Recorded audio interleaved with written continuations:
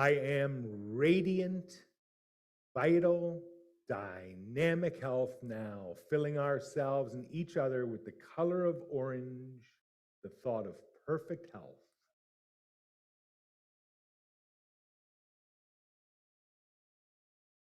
And now let us renew our minds into harmony, realizing I am perfect harmony now, filling ourselves with the color of blue, the color of the sky. I am perfect harmony. We have to claim what we want first. And we see our relationships in perfect harmony. We see our businesses. We see our 2023, just our future in perfect harmony. And if there's anyone that you have resentments against or who may have resentments towards you, if anyone comes in your mind right now, name that person, seeing them in universal harmony, perfect love, perfect light.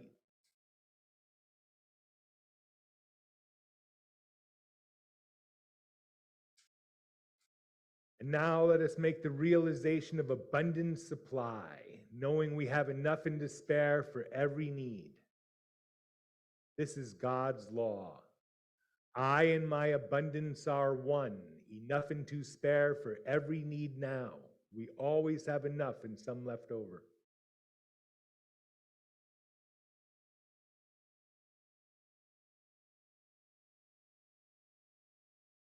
Now let us give a thought of thanks, practicing our gratitude.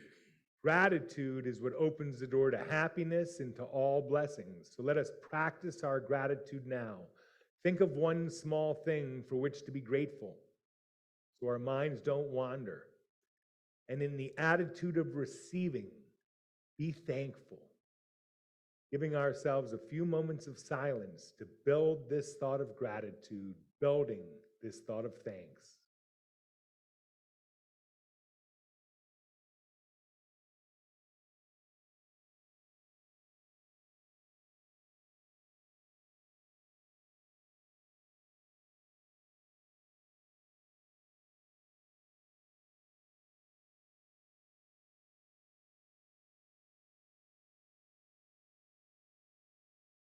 Gently pulling this thought of gratitude into our bodies, into our auras, affirming, I am grateful.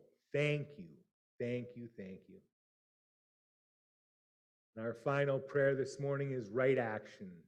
Let us all place this year, this new untried year of 2023, we place it into God's hands. Full potential, full opportunity, a new, untried year. We turn it over, knowing all is working out in perfect order. We say, thank you, God. Now, if you'll finish this time of prayer and meditation by repeating the Lord's Prayer. Our Father, who art in heaven, hallowed be thy name. Thy kingdom come, thy will be done, on earth as it is in heaven. Give us this day our daily bread. Forgive us our trespasses, as we forgive those who trespass against us. And lead us not into temptation, but deliver us from evil. For thine is the kingdom, the power, and the glory forever and ever. Amen. And now we get to enjoy Perry.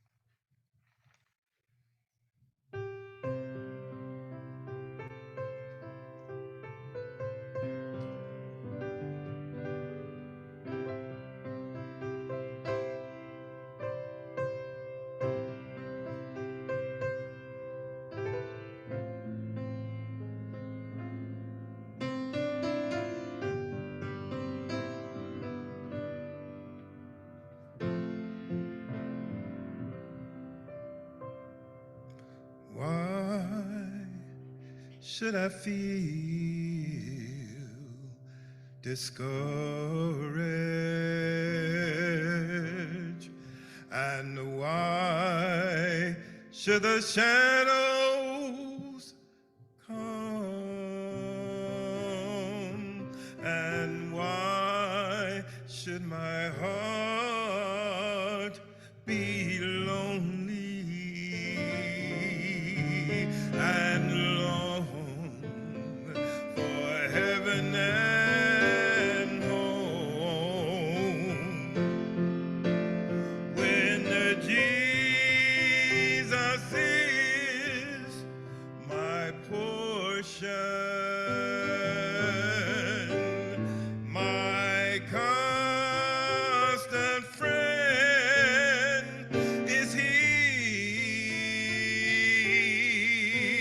His eyes on the sparrow, and I know he watches over me. His eye is on the sparrow, and I know he watches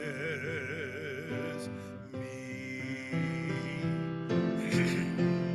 I sing because I'm happy. I sing because I'm free. For his eye is on the sparrow, and I know he watches me. I sing because I'm happy. I sing because I'm free. For his eye is on the sparrow, and I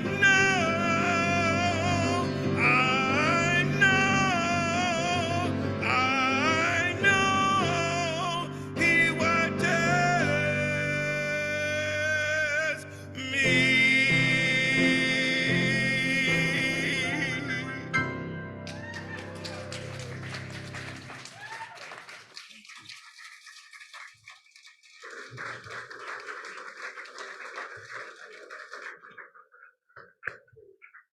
Well, I think we can all agree it's been too long since we've heard that voice. Thank you so much for coming today, Perry. And Happy New Year to everyone again. I am so glad we chose here to start the day, start the new year here at Unity. I want to start with a little ho-ho pono pono. First say thank you all for coming. I love you, and I love the opportunity to get to share this incredible message. I'm sorry that I threw a temper tantrum when we almost canceled this message, Michael. I owe Michael a sincere I am sorry, because when this particular date was taken off the schedule and we were only going to do last night and not today, I lost my mind. I lost my peace, I lost my harmony, I lost everything I live for, and I kind of didn't handle it very well. So I am sorry for that. Please forgive me. And that's the way we use ho-ho pono pono. Those four thoughts, you know, I love you, I'm sorry, please forgive me, thank you. Those thoughts solve every problem, win every argument. It's an incredible power. So going into the new year, I like to start with Charles and Myrtle Fillmore quotes, what they had to say about the new year. So Charles said, "The joy of the Lord be unto you. You should begin this new year with great enthusiasm because you know the truth. Forget the things that are past. Rejoice in the opportunities of the present. Many blessings are yours. Pile those blessings up in your consciousness, and they will multiply and increase until your joy will be full. God bless you and keep you always. Pile those blessings up in your consciousness. We're gonna start recreating whatever we're piling up. So if we're piling up our resentments and problems, we're gonna have more of those. So pile up those blessings. Myrtle Fillmore said, the very word new gives a welcome, because there is something in the makeup of mankind that craves the freshness that the word suggests. So why not give the word new a place every day? Why not on first awakening remind ourselves that this is a new, fresh, untried day full of opportunities, fragrant with possibilities. The newing process comes first in mind. Be transformed by the renewing of the mind. And that brings me to my favorite scripture of all, from Romans 12:2. Be not conformed to this world, but be transformed by the renewing of the mind, that you may prove what is good and acceptable in the perfect will of God. Well, that's what we want to renew our mind into. So I'd like to have a show of hands. When I started thinking about New Year's, what was I going to talk about? And the first thing that came to mind is New Year's resolutions and how they don't work worth a damn. So a show of hands. Who in here has made a resolution and broken it? Okay? Almost everyone. And that seems to be the common practice with New Year's resolutions. So I found a little quote that should make you feel a lot better. He who breaks a resolution is a weakling. He who makes one is a fool. I read that, I was like, oh, I'm both, a weakling and a fool. So New Year's resolutions, where did they come from? Why do we fail at them? And how can we possibly make one take? So the history of New Year's resolutions, the first recorded New Year's resolution was about 4,000 years ago with the Babylonians. And they made their resolutions was basically to return any objects they had borrowed over the year and to pay their debts and make amends. A lot like the 10 Commandments, right? It's like, what do we have that isn't ours? What do we have that's holding our energy away? And 4,000 years ago, they wanted to make that energy right at the beginning of each year. Maybe we should have stuck to this. If we stuck to paying our debts and making amends, maybe we'd all be keeping our resolutions and not breaking them so fast. And obviously, they knew a long time ago what would lead to mental health. When we have something that's not ours, when we owe something to someone else that they've done for us, we don't feel good. There's something just not quite in the flow. So for the early Christians, the first day of the year became the time to make these resolutions. We thought about our past and then how we can make our new year better, what we can do better in the future. But New Year's resolutions have become mostly a secular practice, they said it, because they're just about us. They're about me. They're how can I lose weight, stop smoking? It's all a very selfish endeavor, the way we've changed these New Year's resolutions. It's not about we. So the definition of resolution is a firm decision to do or not do something. I think we might find the problem why we can't do it right here. A firm decision in myself. As anybody in any program knows, we can't do it alone. My own way doesn't work. So how's that been working for me? Not very well.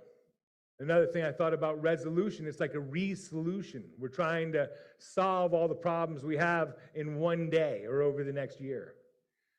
So some of the examples that we've probably all made: lose weight, exercise, meditate, quit smoking or drinking or whatever.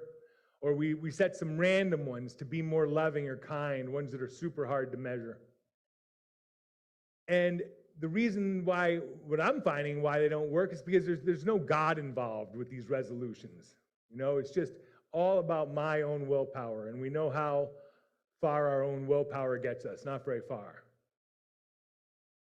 I don't understand why we think we can set a goal for 365 days when we can't pull it off for one, And then we spend the month of December kind of like doubling down on our vices because we're going to give them up January 1st, making it 3 times as hard to give them up because, hey, we better get, I saw a joke on the internet. It was like a husband and wife, and they're eating all this stuff. And they're like, we better get it in. Our resolutions start in a couple hours, It's like, there's just no way we're going to do it. So another reason they don't work is because it's future tripping.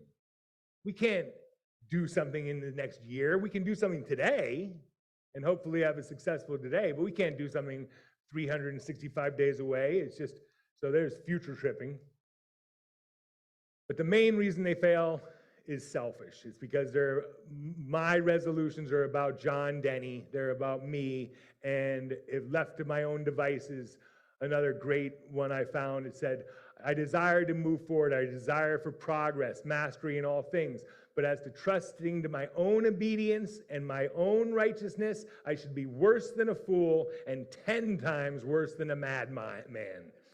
10 times worse than a madman left to my own devices. And Jesus, another great quote from Matthew, Jesus looked at them and said, with man, this is impossible. But with God, all things are possible. So, coming back again, putting God in the equation. Another one, Mark Twain said, New Year's Day, now is the accepted time to make your regular and annual good resolutions. Next week, you can begin paving hell with them as usual. We talk about creating a heaven on earth, but paving hell. If I set a goal and I know I'm going to fail at it, I'm going to beat myself up about it over and over again. That's hell. I'm paving hell with my own intention to do something good for myself. Pretty sure I'm going to fail at it, and then I end up beating myself up for it for the next year or whatever. So we end up paving hell. I thought that was quite a way to put it. So it was amazing putting together this talk. I knew right away I wanted to talk about resolutions and why they don't work. And then I thought, there's got to be some word somewhere that means resolution that has God already involved in it, manifestation or whatever. But I couldn't really find one, so I started Googling God and resolutions do with God, and something came up which completely changed the whole direction of my talk.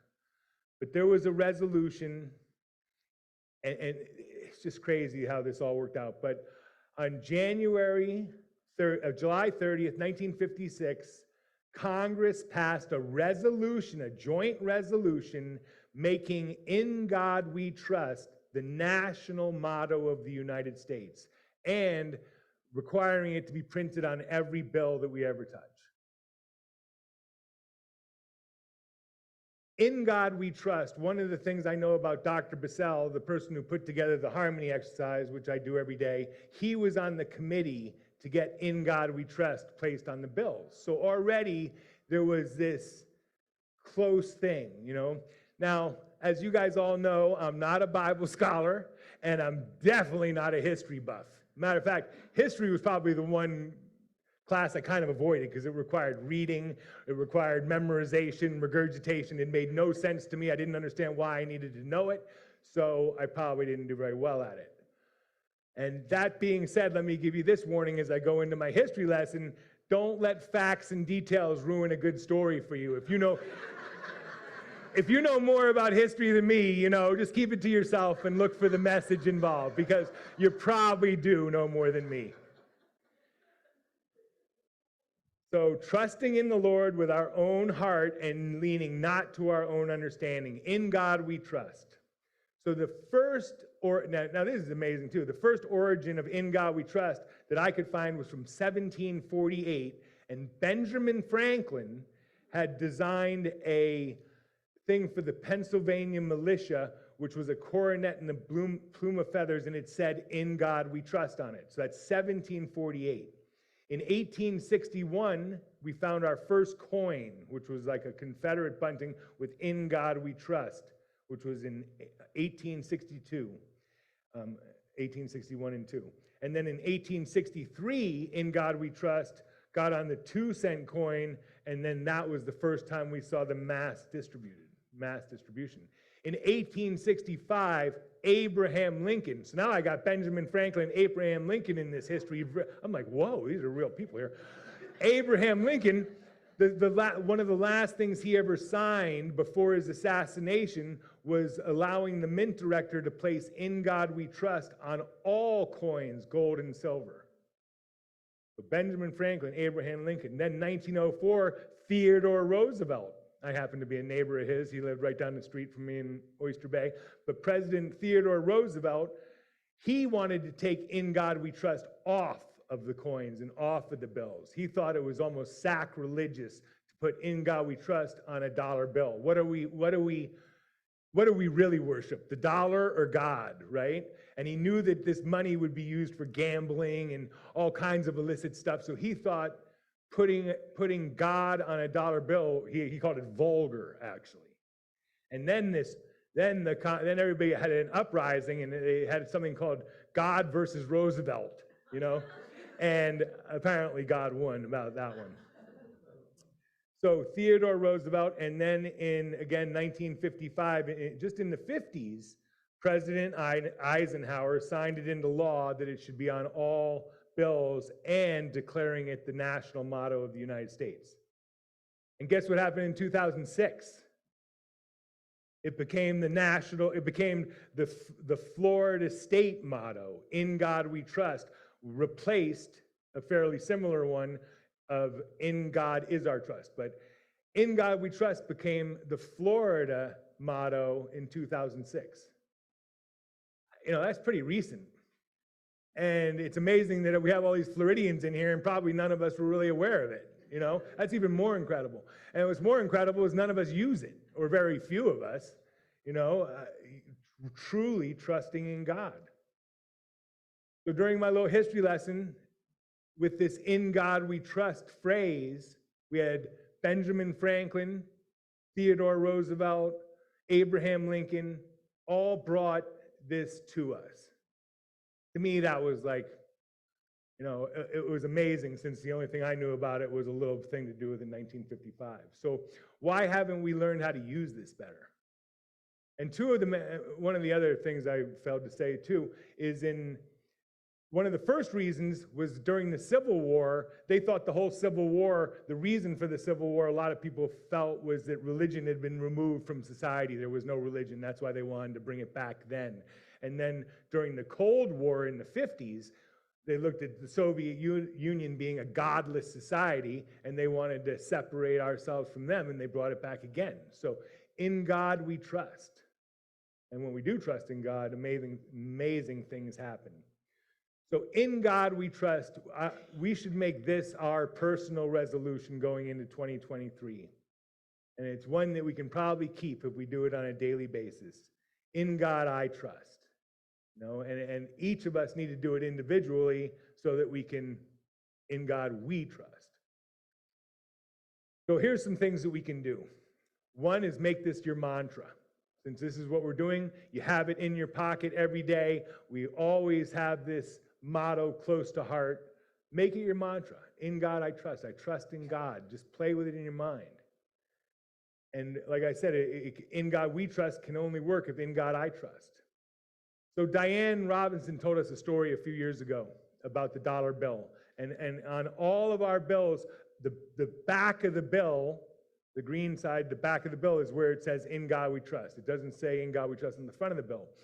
So she suggested that when you put your money away in your wallet or whatever, you put it so that the first thing you see is the back side of the bill. "In God We Trust." You open up your wallet, you open up. When you go to pay for something at a store, pay for it with the back of the bill up. And you sort of bless the person as you pay for the thing. "In God We Trust." Looking at "In God We Trust," thank you that this money, or this money came through God. So giving thanks for the money from God helps us do that too. But one thing it does is it keeps it uppermost in your mind, using God first, keeping God up. And that's, I know that Carol has done it ever since she learned it, and I've done it ever since I've learned it. It's just, it makes you take care of your money more, it makes you be more aware of it, and again, it just keeps God ever uppermost in your mind. So, hey, with the back of the bill up.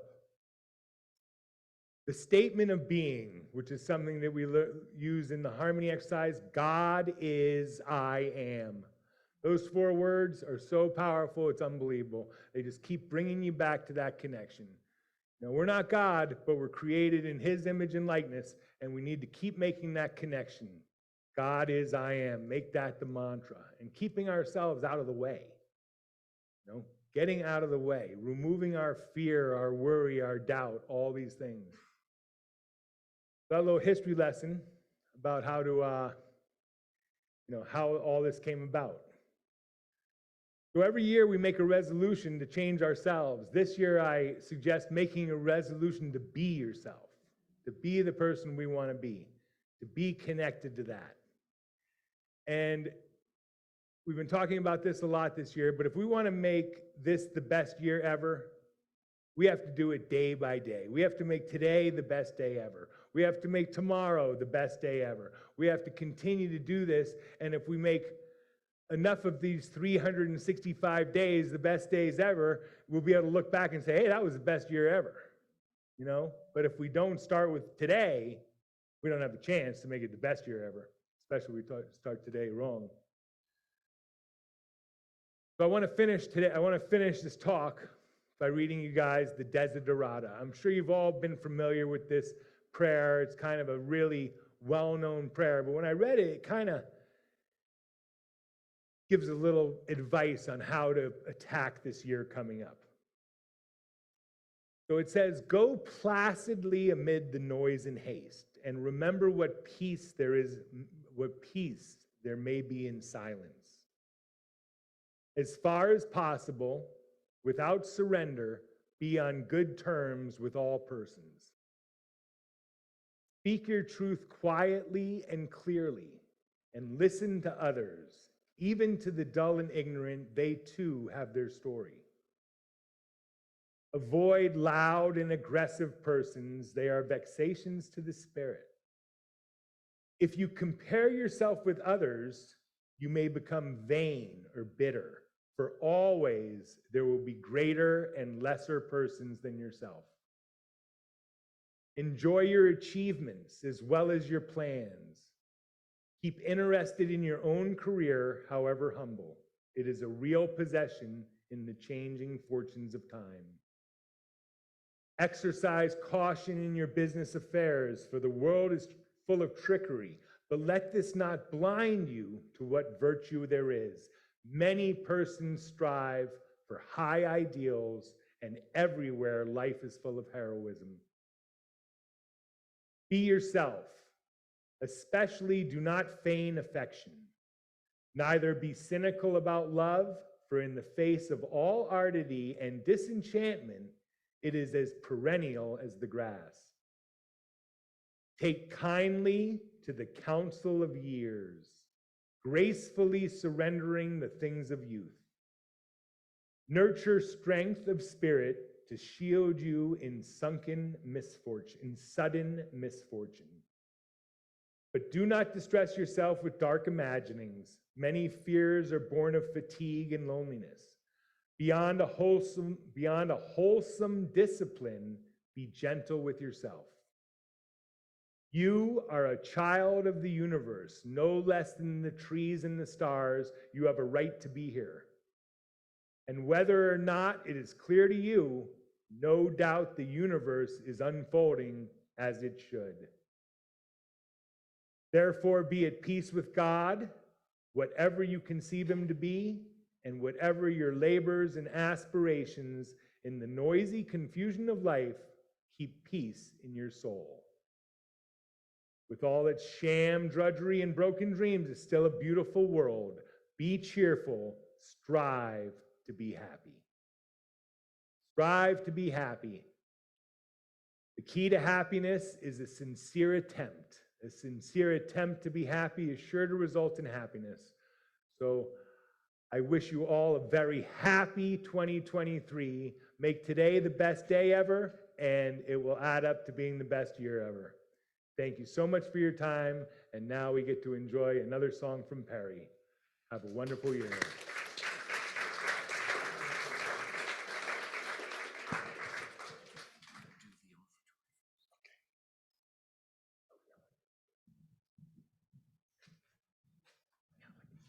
Thank you, John. That was a great message. Before we listen to Perry, once again, we're going to move into our celebration of abundance, our opportunity to give back from our financial abundance. Let's begin by reading the Unity of Jupiter Prosperity Blessing together. It's up on the monitors.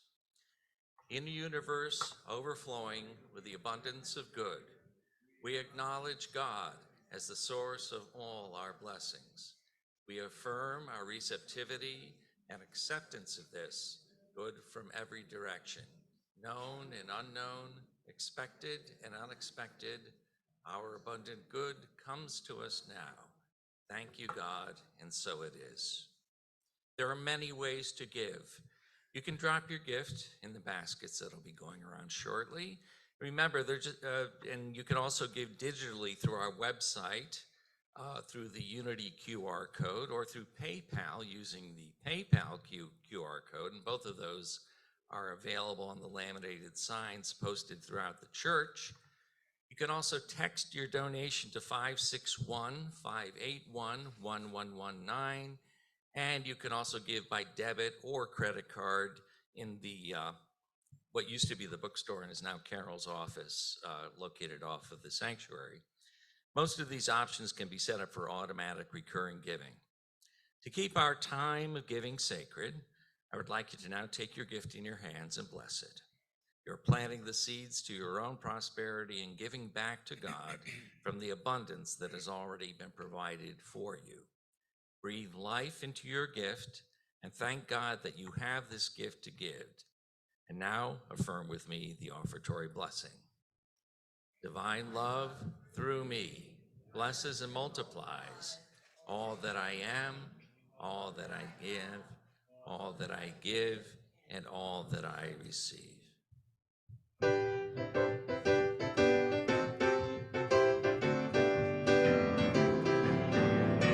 Put your hand in the hand of the man who stills the water. Put your hand in the hand of the man from Galilee. Take a look at yourself and you can look at others differently by putting your hand in the hand of the man from Galilee. Well, put your hand in the hand of the man who stills the